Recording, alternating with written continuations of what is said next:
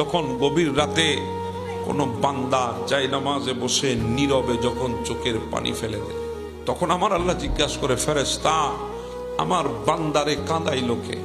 বলে, আল্লাহ আপনার বান্দার হৃদয়ে অনেক কষ্ট, আল্লাহ আপনার বান্দার হৃদয়টা ভেঙে গেছে, কান কান হয়ে গেছে, মানুষ কষ্ট দিয়েছে তাকে। আল্লাহ আজকে অনেক দিন আপনার বান্দা হাসে নাই, আল্লাহ আজকে অনেক দিন আপনার বান্দার চেহারায় উজ্জ্বলতা নাই।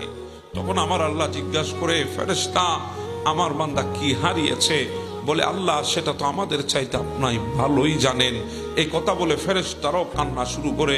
তখন বলে, আল্লাহ আপনার বান্দা কাঁদছে, আমাদের সহ্য হচ্ছে না, আপনি কিভাবে সহ্য করছেন? আমার আল্লাহ বলে, তোদের চাইতে আমার দরদ তো বেশি, তোরা তো নিষেধ করেছিলি, আমি তো বানিয়েছি, তোদের চাইতে আমার দরদ বেশি। বান্দা কাঁদে আমি দেখি, বান্দার হৃদয়টা ভেঙে গেছে আমি দেখি। হ্যাঁ, বান্দাকে আরেকটু কাঁদাবো, আমার বান্দা আরেকটু কাঁদুক, হৃদয়ের কষ্টগুলা হালকা হোক, এরপরে আমি এত দেব আমার বান্দাকে দুনিয়া থেকে তাকিয়ে থাকতে হবে, এত বেশি বান্দাকে দিয়ে দেবো। সুবহানাল্লাহ।